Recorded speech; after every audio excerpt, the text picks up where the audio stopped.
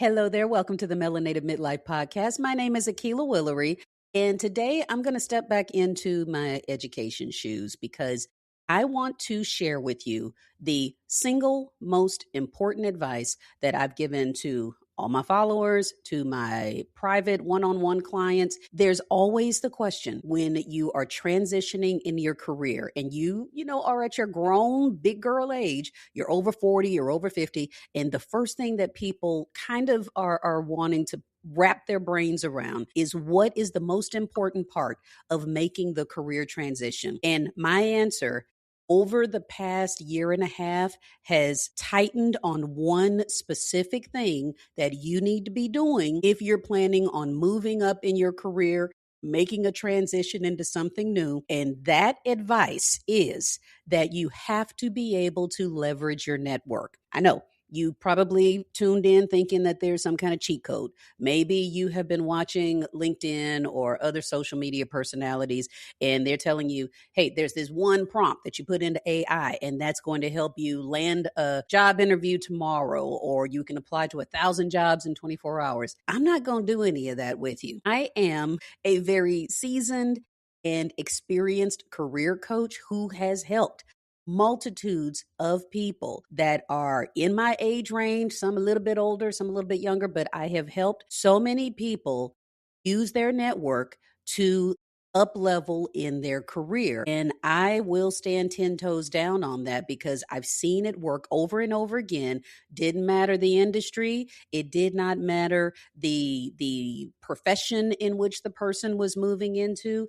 Every single time, even if they were coming out of a layoff, myself included, because y'all know I've told that story before, that my experience going through job loss myself just really helped me understand all of this entire world, all of the anxieties, all of the, the hopelessness, all of those things. And it made me understand exactly what was the most high value move versus the stuff that I probably shouldn't have been wasting my time on. So what I'm going to do for you today is there is a workshop that I have hosted live virtually, but I've hosted it live a number of times, and it is teaching you how to use your network to find your next career opportunity, especially if you're over 50 or even over 40. But basically, if you've had a full career somewhere and you're thinking that it's time to go into something new, to start searching for whatever the next gig is going to be. And this time, instead of me just saying, hey, you got to use your network to find your next job, I'm going to walk you through exactly how to get that done. So if you want to just come into my virtual classroom so I can teach you a couple of things, then honey, this is the episode for you.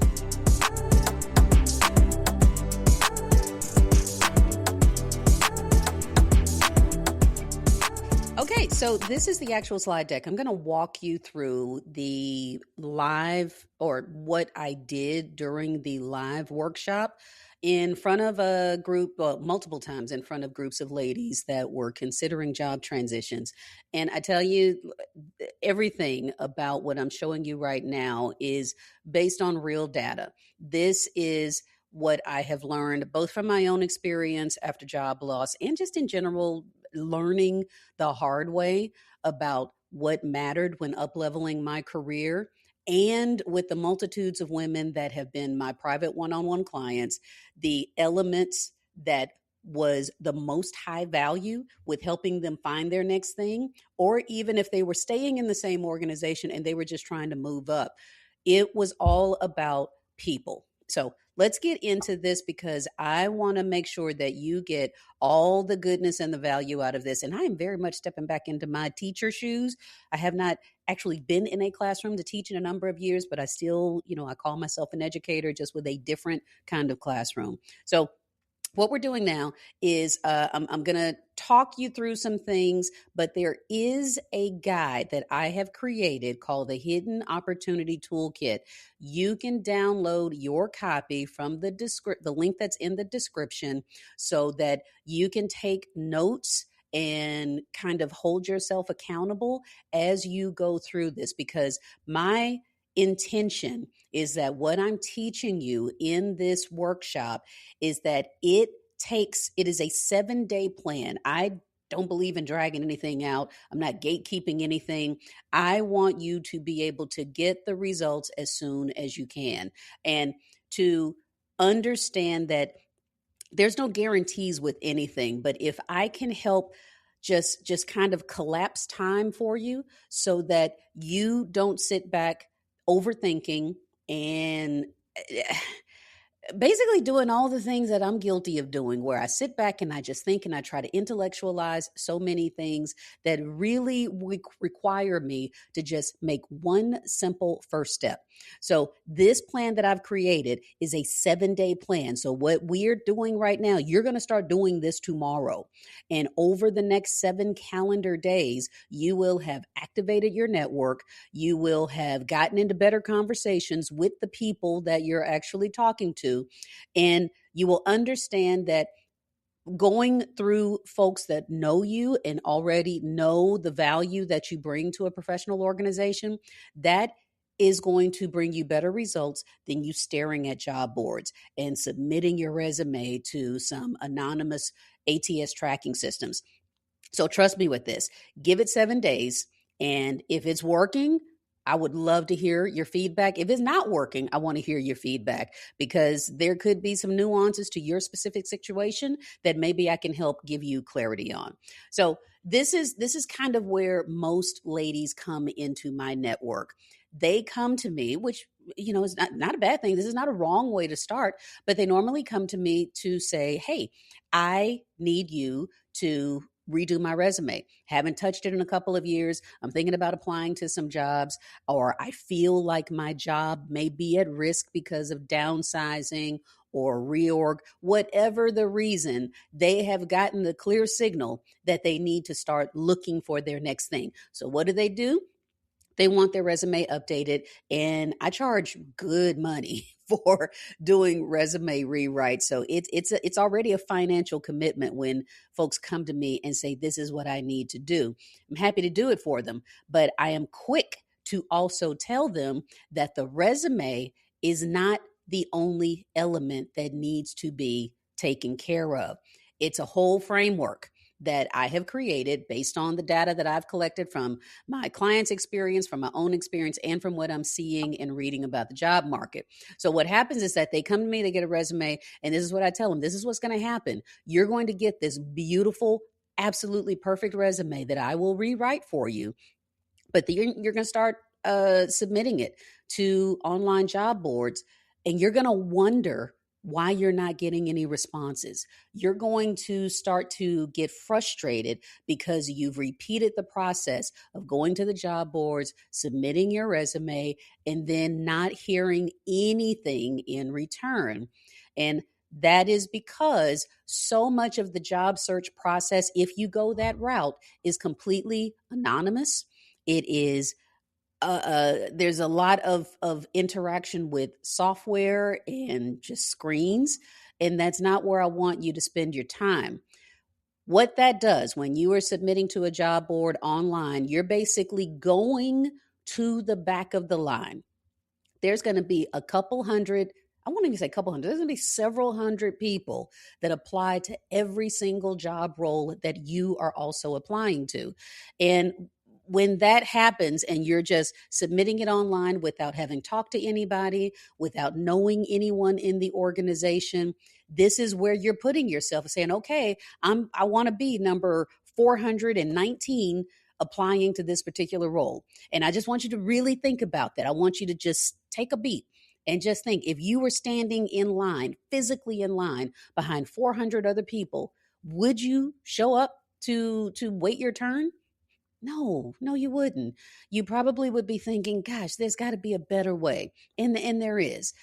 And this is what happens when my clients have gone what they consider to be the traditional route.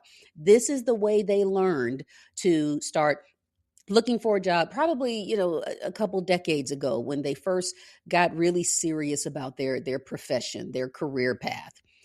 Roughly about 50% of their time was on the resume and submitting to online applications or in-person applications. Because we're talking a couple decades ago, we did a lot of this in person. Then another 30% of their time was practicing and preparing for the interview phase. Then maybe 10% of their time was networking or expanding their network. 7%, some folks are going through their LinkedIn strategy. And I'll be real that a lot of the ladies that come to me, they usually are very intimidated by using the LinkedIn platform. And I am what a self-proclaimed LinkedIn expert. So it's something that I like to just offer a bridge and say, hey, this is something that I can quickly get you upskilled on so that you can dominate it. And then if anybody is working on a portfolio, it is the tiniest slither of a percent where they have started working on collecting artifacts for their portfolio. Now, after coaching, once they come to me, this is how we divide their time. About 20% of their effort is going to be on the resume. And I can usually knock that out pretty quickly up front just to settle some nerves. But then I tell them, now that your resume is done, we need to now shift what we're focusing on because the resume is just one tiny piece. And the resume gets focus a lot later in the job search process than most people assume. They think it's the first step. It's actually probably like the third or fourth step in the whole career transition process. Roughly about 5% of their time is prepping and practicing for the interview, but 35% of the time is on networking, actually talking to real people who know them, trust their work, have seen results that they've produced, and then another 25% on building visibility on platforms like LinkedIn. Then 15% is on the portfolio. So look at the difference between what they do on their own or what they perceive that they should be doing on their own versus how we shift the focus after they have come on as a coaching client with me. So this is how it changes. This right in the center, 35% plus 25%, that is where the hidden job market is. This is all about jobs that happen through conversations. This is learning about opportunities by having, calling up the folks that you know and that already trust you. These are job posting or these are job openings that are never publicly posted. And if they are publicly posted, it's possible that it's just because that's HR policy, but they may have already filled the position or be looking to fill the position through internal talent or internal referrals. So remember that. So with all of this, I even though I say that using your network, leveraging the relationships that you already have, that's going to be the strongest single move that you can make in this whole job search process, the whole career transition process. But there's still no magic bullet. I cannot look into a crystal ball and tell you, honey, this is exactly what you have to do. Here is exactly how everything is going to work out. And here is precisely how much time it's going to take for all of that work to kick in. I can't do that.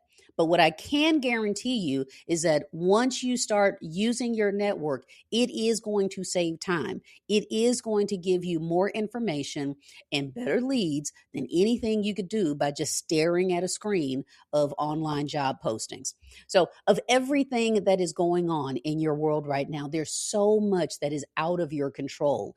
The hiring practices of different companies, believing that you can find a safe job. And I use that terminology in quotes because in my opinion, there's no such thing as a safe job or a safe industry. I mean, we're looking at a time in human history where we now have self-driving 18-wheelers.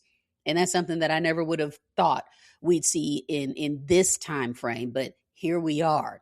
And I'm not going to do all the AI doom talk or whatever, because I think that there's a whole lot about AI changing the entire job market that we just don't know. So anybody that is giving you absolutes about what's going to happen over the next couple of years with AI, I just don't believe it. There's there's so many unknowns. So I like to tell you that because there are so many unknowns, I like to have my clients focus on the things that they can control. So what are those things? Number one, using your network, updating your resume, upskilling yourself, LinkedIn engagement and visibility, maintaining a career portfolio of all the projects that you've worked on or led, results that you have gotten for your organizations. And the other thing that I love to recommend is having a job loss response plan. Just like, I'm in the Houston area, so we always have a hurricane plan. We always have, a plan for if the power goes out in some type of weather disaster or whatever. These are things that are, you've thought through it, but it's a plan that you maybe have sitting on the shelf just in case you need to activate it. Well, I think the same way with jobs, you need to have a plan in place of who are you now going to call if you get that layoff notice today. What is the first move that you're going to make if you have suddenly found yourself in a transition that you were not looking for? But of all of these things, of everything that you can control in the job search process, the number one element is that we are going to quiet all the noise around the things that you can't control and focus on what you can control. And the single most important element that you can control is using your network, which is why we're here today. And this is one truth that I want you to remember is that opportunities move through people. Period. If you can find a sticky note and write that down or put it on a marker board someplace where you see it every single day during your transition, remember, opportunities move through people. And I'll prove it to you. These are the truths that you want to remember. Opportunities, number one, move through people. Second, relationships create access and trust. And those relationships will always allow you to skip the line of all of the other candidates and applicants that are vying for the same position. So I want you to think about this and put it in the comments for me. If you're watching this and you're just thinking, gosh, but using my network is hard. I'm intimidated by it. Well, tell me why. Is it hard because reaching out feels like a really big task? Is it because you don't know what to say? Maybe you're not sure how to follow up, or maybe you're just not confident doing it, probably because you've never had to do it. So put that in the comments. I would love to know which one of these elements you perceive to be the hardest. So this is what you're going to do. When we are talking about using your network, I don't want to just say, hey, girl, go use your network, because I feel like giving you tangible steps is what's going to kind of shake you out of whatever anxiety that you feel about it. Or maybe it's not anxiety. Maybe you just feel that when folks would say network, it had an icky connotation to it. And icky because, again, nobody ever taught you how to do it authentically, how to do it so it doesn't feel transactional, like you're always calling in a favor. So this is what you do. You're going to think about the people in your professional world who are what I call allies. And by that, I mean that these are people that already know and like you. Don't overthink it. And I say, with these folks, if you were to call them right now, would they pick up the phone, or would they send you the voicemail? And usually if it's your day ones, if it's the folks that you've worked side by side with, your former work besties or whatever, those are the folks, if you call them right now, they would pick up the phone and say, hey, Kate, girl, I got you. Simple as that. Don't overthink it. The second group of people in your network are going to be the insiders.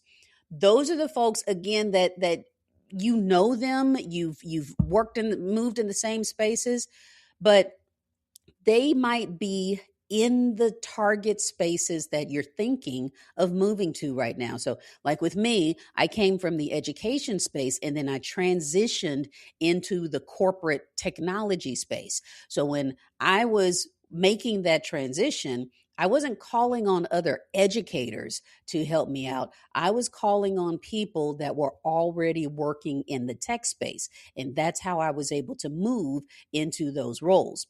Now, the third group is going to be your expanders. These are the folks that know everybody. And You know who I'm talking about.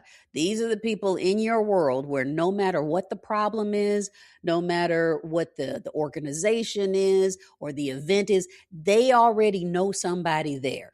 And you're just like, God dog, girl, how do you know all these people? How do you stay so active in this social world? And, those are folks, we joke about it or we may give it a side eye, but the expanders are the people that are key in your transition if you're going into a new field or if you're staying in the same field. These are people that know folks and can make introductions for you and possibly get you in front of decision makers faster.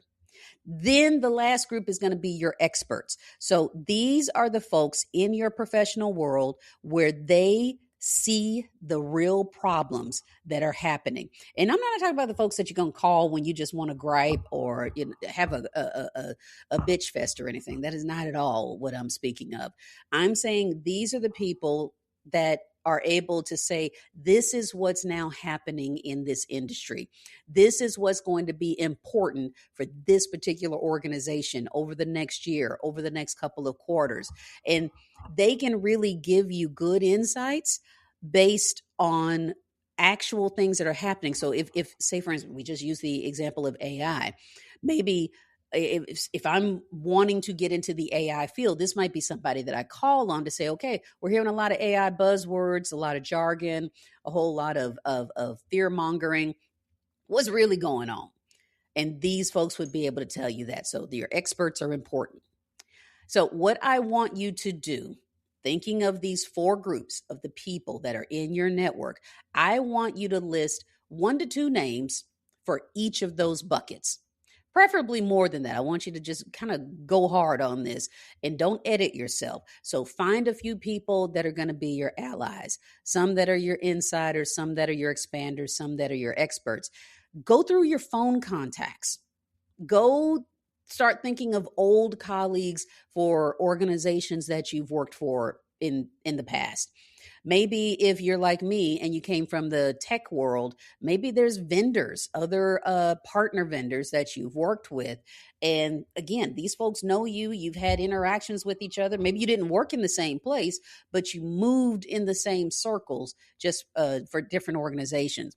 And I'm a mother, so I remember once upon a time how active I was in the parent teacher organizations, the project graduation, project prompt, things like that, where I was in side by side circles with people that came from a lot of different areas that we had a mutual goal to get a certain project done. And I was sometimes amazed the careers that a lot of the other moms came from. And so we'd have really rich conversations, but I didn't always think about them as being a part of my professional network. But they knew me. If I called them, they would pick up the phone and they would probably be a good resource for me. And also your church groups. If you are on LinkedIn, what people do you know on LinkedIn that you could probably connect with? Or maybe you're in a sales role. Are there past clients? Are consulting? Have you actually had people that have received your services and understand the quality or the level at which you perform? These are all people in your network and they need to go on that list. And remember, I'm concentrating on people because opportunities move through people. We ain't talked about your resume yet. We haven't talked about how to do LinkedIn. None of that yet. The first high leverage thing that you're worried about is remembering that your next opportunity is going to come from someone you already know. So this is what your game plan is going to be for the next 7 days. You're going to pick your target direction. So basically the area, the industry, or maybe even the specific organizations that you want to target in your career transition. And you're going to talk about sending 5 messages, scheduling 2 calls, having a first call, follow up with them, and ask for interest. These are all of the steps. Each one of these steps represents a different focus for a different day. So let's break these down. On the first day, so this is tomorrow, my dear. I don't care when you're watching this. This is what you're going to put into action tomorrow. I want you to first pick your target direction. And it's just like with GPS. You get in your car and the GPS is asking, where do you want to go? So in today's age, we probably, we know how to navigate around town. We know how to get to work, to school, to whatever grocery stores or whatever. But sometimes we feel more confident by plugging it into the GPS, not so it can tell us, okay, here's the address, here's, how long it's going to take to get there. We are looking at all the different options, and we usually are trying to figure out what is the fastest, most direct way to get there. So this is what I want you to ask yourself. What industry are you targeting? I'm not talking about the roles, and I want you to kind of stop thinking about titles while we're going through this, because titles, as you understand them in your world and in your current organization, may look completely different with the organization or the industry that you're targeting.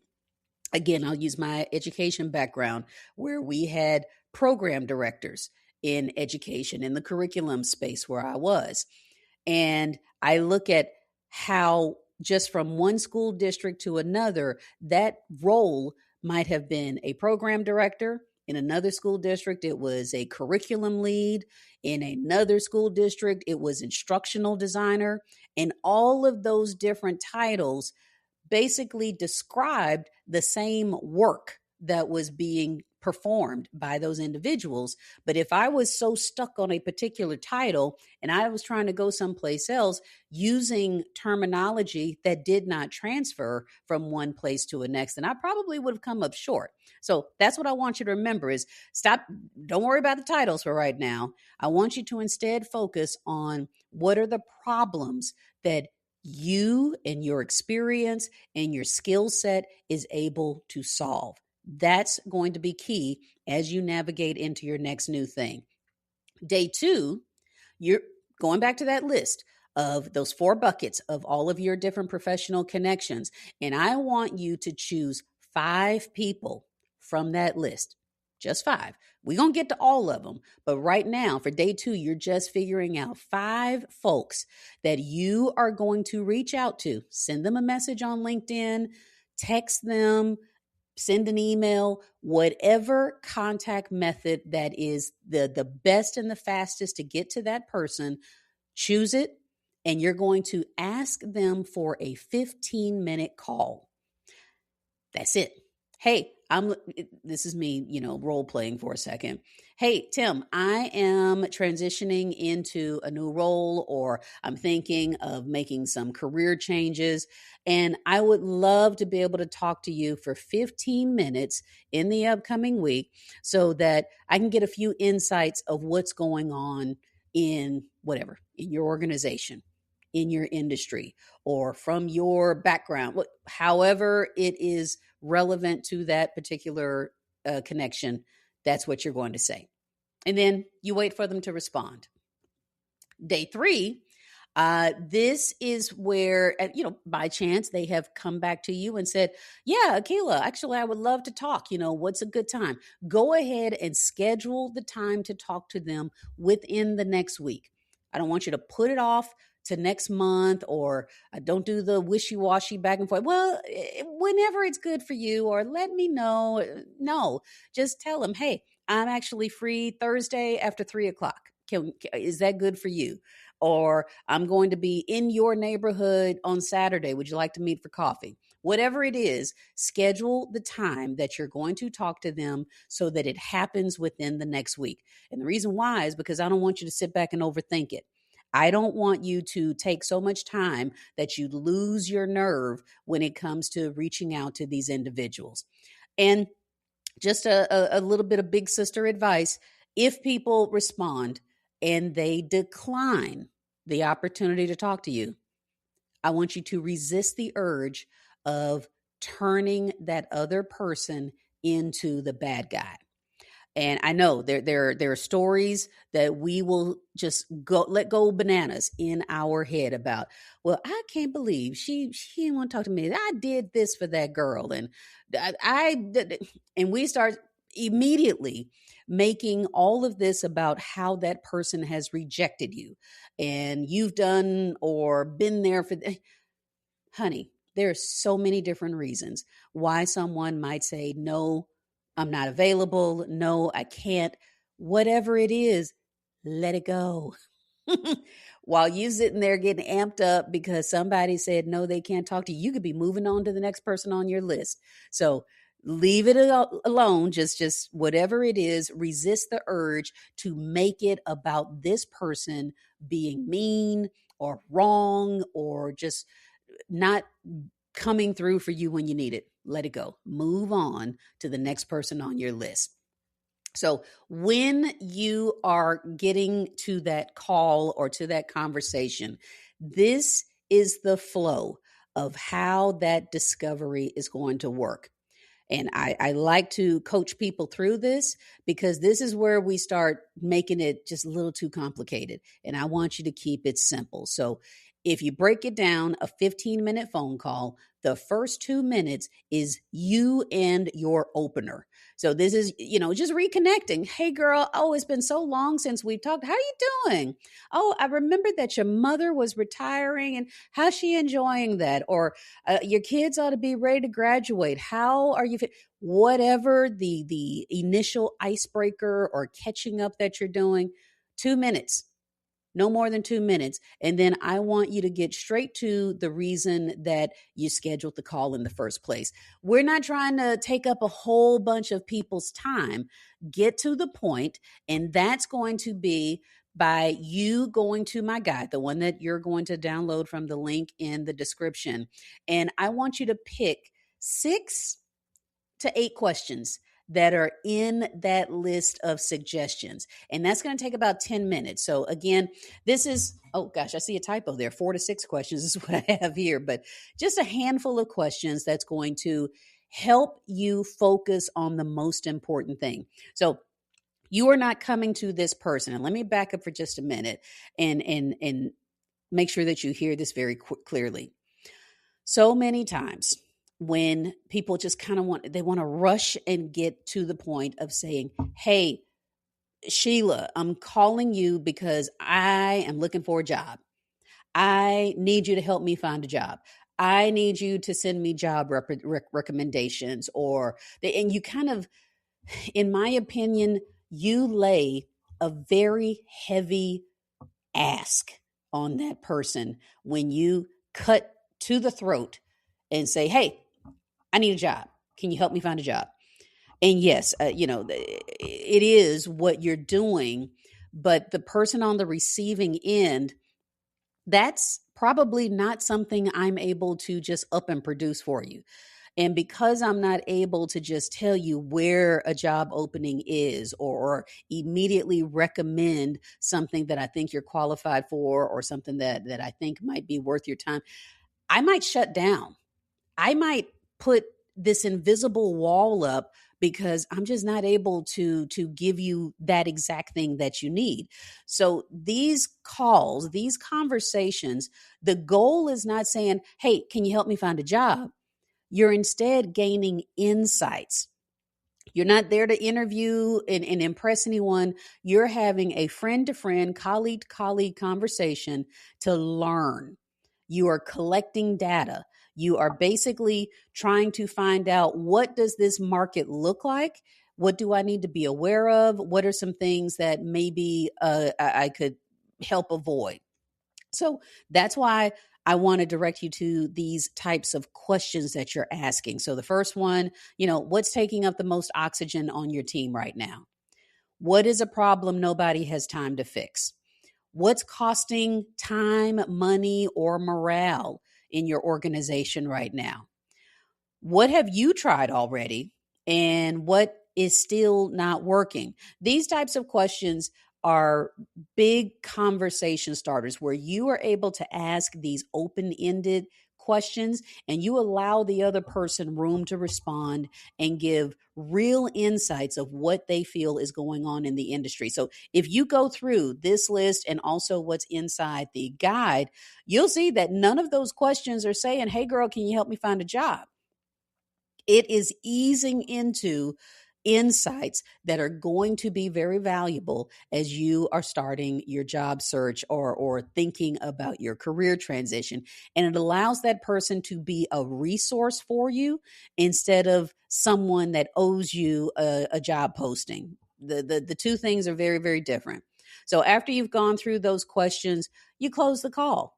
Reflect back on what you heard them say and then ask for next steps. So, and we'll talk about the next steps in just a second. But by day 4, you should have already had your first conversation. So make sure that you're taking notes while this is happening. I don't want you to just call them and talk through while you're on a jog you're doing your workout in the morning. I want you to take it seriously and sit down with pen and paper so that you're recording the insights that you're gaining from this engagement. What problems do you hear? What language did they use? What organizations might be dealing with the same problems or the search for solutions that they have identified? Because it's very rare that whatever is going on in one organization and industry, that the next organization is not dealing with the same thing. So just think about that. Take good notes as if this is something that you're going to do a research presentation later.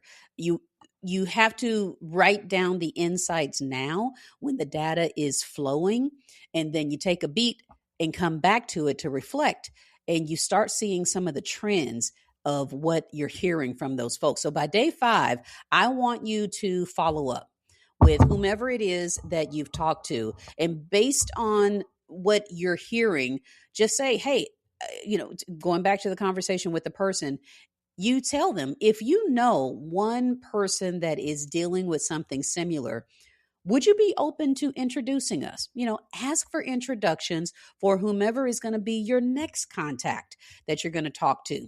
And every time that you're talking to a person, try to get an introduction to someone else that you don't currently have access to. And this is how you start to effortlessly build your circle. You start to increase your network so that as opportunities are coming up, you have real human beings that already are going to have you in mind. By day 6, I want you to go through your notes. And I want you to look for a little bit of clarity, or the goal is for you to review and find clarity. So as you've gone through some of these conversations, I want you to reflect on it. What are the top 3 problems that you keep hearing? And which of those problems are you able to position yourself around? Because I know when I was first, doing this as a coach, I got into this because people were coming to me with the same questions. Friends were asking for me to help them with the exact same things, and they would refer me to other folks and colleagues in their circle. So as that happened again and again, I started realizing, whoa, okay, I'm hearing the same problems over and over again, that folks have come to me for solutions that I'm able to provide, or specific things that I have an answer for. And that was the first step of me going into this whole career coaching adventure. So this is what you're doing as well. Now, by day 7, you've heard a lot. You have had several conversations, if it's going according to plan. So you're thinking about, what is it that I now can position myself around? You have heard problems. You probably have a few of those problems that you can provide a solution for.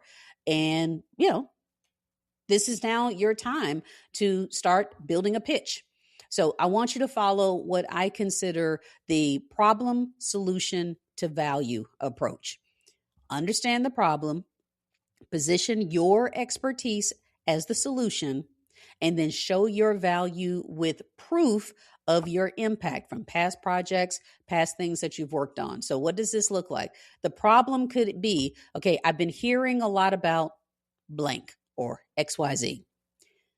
The solution is, well, I actually have helped teams with this problem before, so they can cut their time in half, or so they can cut costs for the next quarter, or so they can, whatever it may be, you fill in that blank. And then the value is whatever the result is. So the result is usually these are things that I like to talk about, people, processes, and profits, time saved, cost that is reduced, adoptions that are improved, revenue that is protected. Maybe there is risk that was avoided. These are all value propositions that you're able to take a good hard look and see, am I the one that can come in and provide this type of solution for these companies or this particular industry? And that is how you now have made yourself a highly sought after candidate, not because you've got all the degrees, not because you've necessarily got 25 plus years in the industry. Yes, those things are important, but what's most important as a candidate is that companies can see you coming into their organization and starting to address their problems from day one. And I like to say with providing evidence of what you can do, I say pull in 2 to 3 receipts. And if you're not familiar with what I mean by receipts, honey, you really need to go back and take a look at some of my older videos about collecting your receipts. Another high value move that you can make in your big girl career, where you start collecting receipts, or what I say, proof of what you've done. And think about past projects that you've been a part of. What was the result? And it's got results that you can measure, not the feel goods, but the things that have hard numbers behind them. And then what is the proof of those results? So what did you create? What was improved? Basically, what changed because you were there? And this is what you're putting into action for real over the next 7 days. Again, you're not overthinking it, because the first steps start small and they build on each other. There is momentum that follows any action that you take.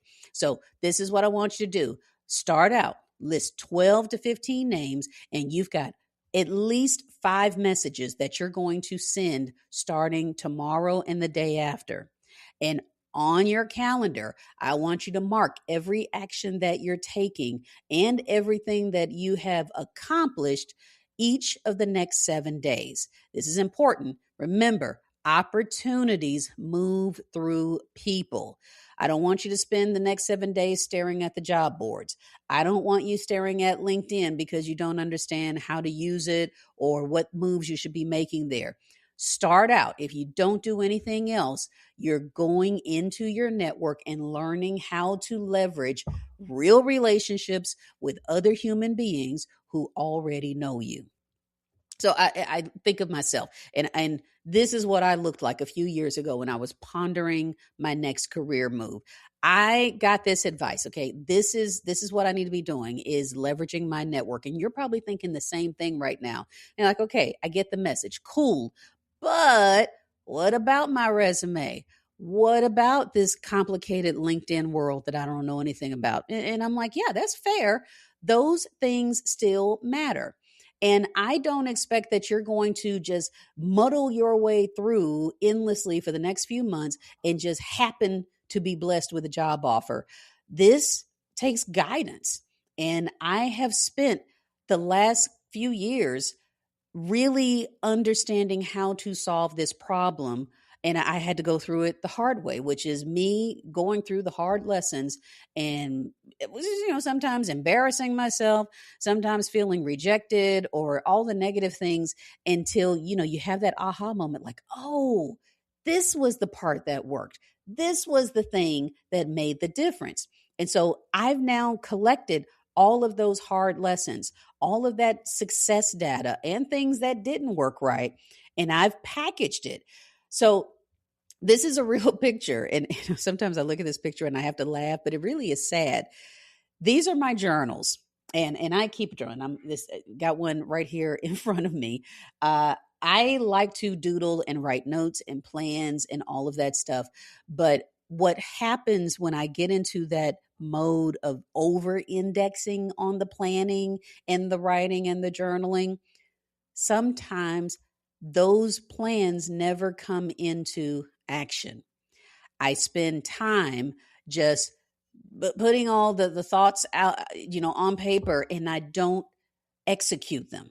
So this photograph, for every tablet and journal that you see there, that was a full year each of planning and notes and ideas. And I'll say 1, 2, 3, I can't even count how many that is.